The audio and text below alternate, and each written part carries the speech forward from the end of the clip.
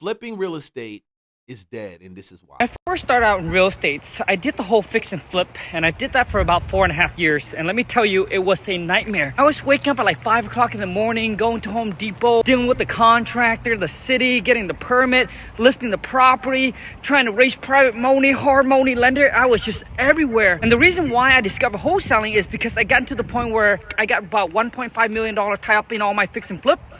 And I just couldn't leverage anymore. And I was just getting too exhausted. I was working, 12, 13 hours a day. He ain't lying. I was down 1.5 in projects too, and I was getting exhausted too. Boy. First wholesale deal, found the seller, locked the property in a contract, found the buyer in 2 days, sold a piece of paper, made $28,000. That's when everything changed for me. Shut down my fix and flip operation, went all into wholesaling, and let me tell you, life has never been better. Now we do it virtually, where all my VAs are from the Philippines, 3 o'clock, and I'm out here getting the mail. This morning, drove the wife to go work out the gym. It's just that time freedom. Me, it's all about building the lifestyle around the business that you want. 1. Dealing with contractors and subcontractors was like a never-ending headache. Even if I had good ones, there were many that weren't that great to work with, and I constantly found myself going back and forth and having to point out things that weren't done properly or point out things that needed to be addressed again. And that just got exasperating and tiring over time. 2.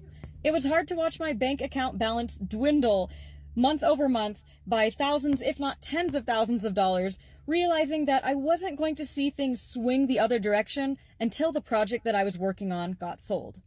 3. Many of the properties that I found to flip were quite old, which means they had a lot of problems that weren't always obvious to the naked eye. So once we got into the project and started doing more inspections and discovering things that were wrong with the properties, it was really hard to stick to the initial budget. And that just kind of blew up all of my projections. So even though every project I did was profitable, not all of them worked out as well as I'd hoped. So those are the reasons why I personally am not flipping houses at this point. However, I still think it's a great way to invest in real estate and to provide value for other people if you have a great team in place and good systems and plenty of funds for addressing problems as they come up so that you can pass houses on to new buyers that are in great shape and that are ready to be used and lived in for years to come. House flipping is a business that is likely coming to an end, especially with the way the market has changed over the last couple years. You see, in 2020, 2021, and part of 2022, if you bought a house and did nothing to it, you could still make 15-20% a year later, and that just isn't happening right now. In fact, I've shown some house flips where the seller is actually significantly underwater because they spent too much money upgrading the property, all while home prices just went back to normal appreciation.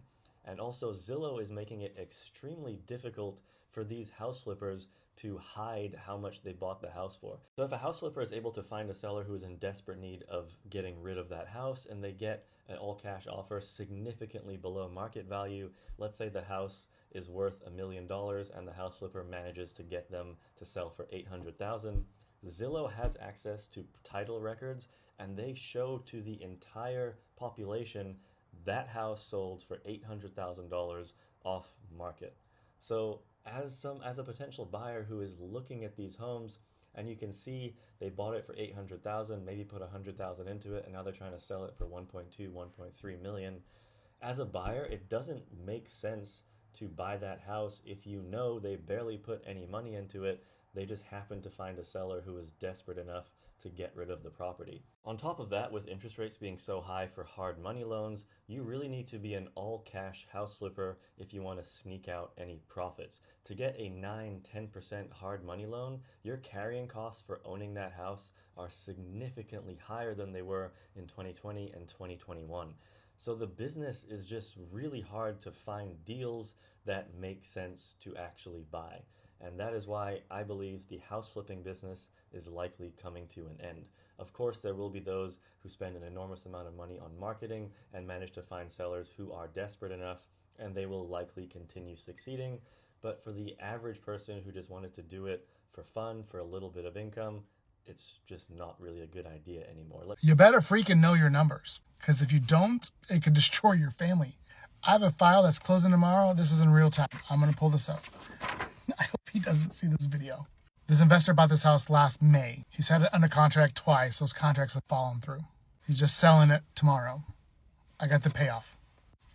It has a principal balance of $300,000. The interest rate's at 13.9%. He paid points when he bought it. I don't have that here, but so that's missing out of my calculations. At $300,000 at 13.9%, that is $34.75 a month in interest payments. Plus the first extension fee, because it's a 6-month note, is $1.3,000. And the second extension fee is 2 points, $6,000. So he's carried this loan for 10 months. That is a total of $34,750 of interest that he's paid, plus 2 extension fees, $9,000. $43,780 is what he's paying on this, plus probably the 2 points that he paid up front. 2 percentage points would be another $6,000. $50,000 to the lender. If you don't have good contractors, you can't close on time, your people can't get work done on time and on budget, $50,000 to the lender. The lender's making more on his flip than he is. Don't flip houses. Yeah. The lender makes more in a lot of situations than the flippers actually make. So when I see HD TV and people like, hey, yeah, we got to flip houses and I want to flip. I had somebody call me also and ask me, hey, Leon, it was a lead referral. I'm trying to buy a house to flip for generational wealth. Generational wealth is for saving. Like you have money and it pays you. You have something, an asset, and it pays you every month. Flipping houses doesn't create generational wealth. I would say the time and season where we used to find a property and we could flip it and walk away with $100,000, very slim. Those deals are still there, but it's just like anything else. The odds are stacked against you even more as this market shifts. Dude, the market is shifting. It's no longer a seller's market. It's a buyer's market. So what does that mean? If you're flipping a house, your end buyer is a buyer, right? That's why it's a buyer, is an end buyer. They are looking for a house. If they take your house and compare it to the other ones that are out there in the inventory, would they pick it and go with it? Will it measure and stack to anything within the next 5-10 miles of your house? Will it be better than any house that's on your block?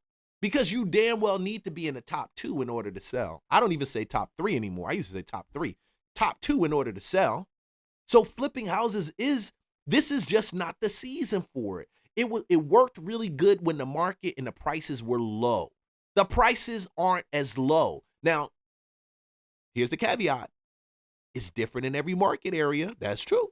So if you watching this, and I got some people that do watch this, and you guys are Jersey. I saw some of y'all in Charlotte. On YouTube, I got some of y'all over there. One of y'all reached out to me from Cali. No problem. If it's great, then check my link. Go to Legacy Peak Funding.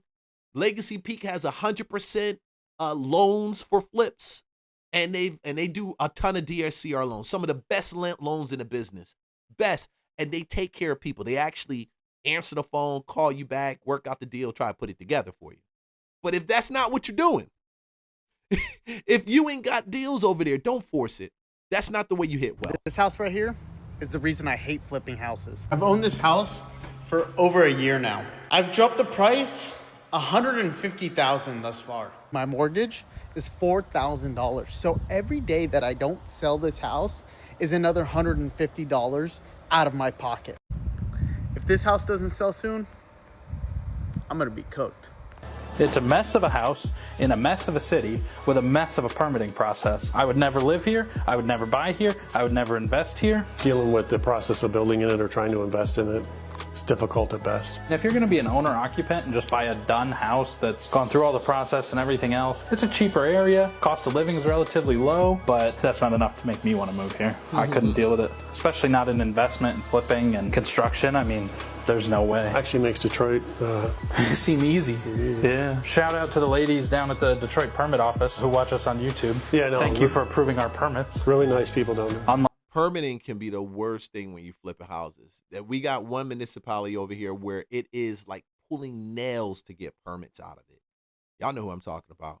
this city. For those people who might watch this video and say, why didn't you go down there? Did it? Why didn't you call? A dozen times. You just constantly get the runaround. I don't understand where the sense of urgency is, or lack of, or why. They just don't care. This is the longest project I've ever been on. Think about the owner, the guy who bought this and is trying to flip this. Poor guy. He thought he had a nice little bungalow, and it turned into a nightmare. Have you ever lost $70,000? Yeah, me either. Until pretty soon, with this house right here behind me that I flipped, that I'm about to lose $70,000 on. I want to tell you all the things that I did wrong so you don't make the same dumbass motherfucking mistakes. I'm a 7-figure house flipper here in the Dallas-Fort Worth Metroplex. I flipped close to 100 houses at this point. I was a TV show host on a television show on A&E called Zombie House Flipping, so I'm not a novice at this. But this house kicked my motherfucking ass. I'm standing outside in the heat shooting this video because inside is empty. It has been destaged and it has a really, really bad echo. But anyway, I bought this house in July of 23 for $295,000. It was featured, like I said, on the television show that I was on, Zombie House Flipping. So the first thing that was wrong was I was on the television show,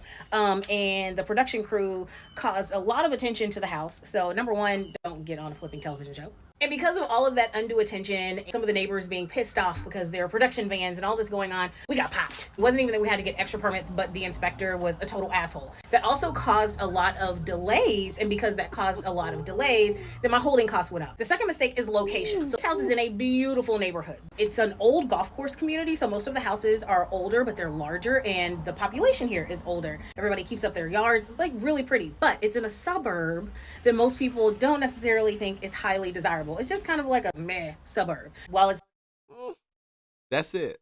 That alone, because location is everything when you buy a house. You got to think about where the buyers are going.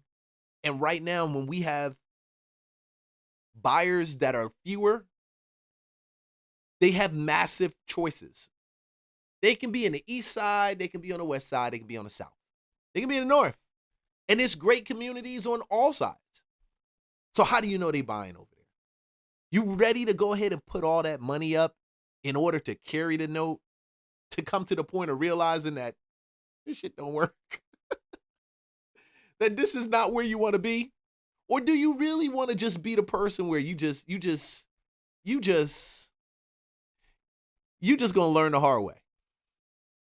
not bad, it's not great. The third mistake that we made on this house, and it wasn't really a mistake, it was something that we couldn't really foresee, was because we don't half-ass it, okay? We just don't. HVAC, foundation, plumbing, like we totally replaced like all of the plumbing in this house, windows, roof, like it got everything. But because of that, and it's a fairly large house, then when we went to go do the cosmetic things, we were obviously over budget.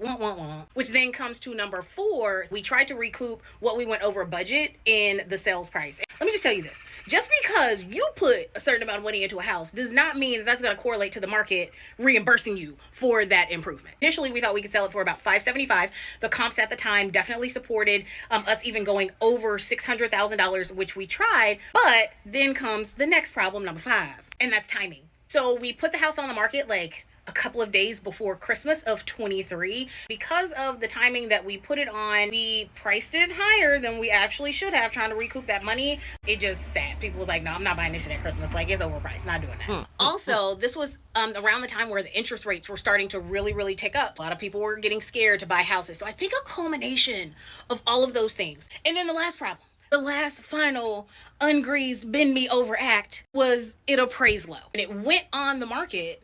The price that it was at was good. And now, you know, shit, we're August, September of the next year. A lot of houses that weren't necessarily as fixed up as this one, but that were similar in size, have gone on the market, and they went on at a much lower price point. It totally fucked us on the comps, okay? Totally fucked us. And no, I will not be keeping it to do a long-term rental, because why? I put a tenant in it, they fuck it up. Now I've got to put more money in it to fix it, to then try to sell it in a different market that I'm not even sure is going to increase the price or not. If any comps are going to come on the market that will increase the price for me to get it. Like, at this point, I just need to dump it, pull my capital out of it, and move on to my other projects. So hopefully that's been helpful. I know you guys have kind of watched the journey of this house. You know, the first I fucked up video, then the second I think I fucked up video, and I'm back at the house, it's back on the market, and now this is the final I fucked up house video. Fuck you, house. And I'm moving on. Okay. This house right here. Yeah. I didn't screwed up also before. I didn't screwed up before, and it simply, the market was moving. Simply, the market was just simply moving. Contractors was good, but the market was moving. But that's how it is.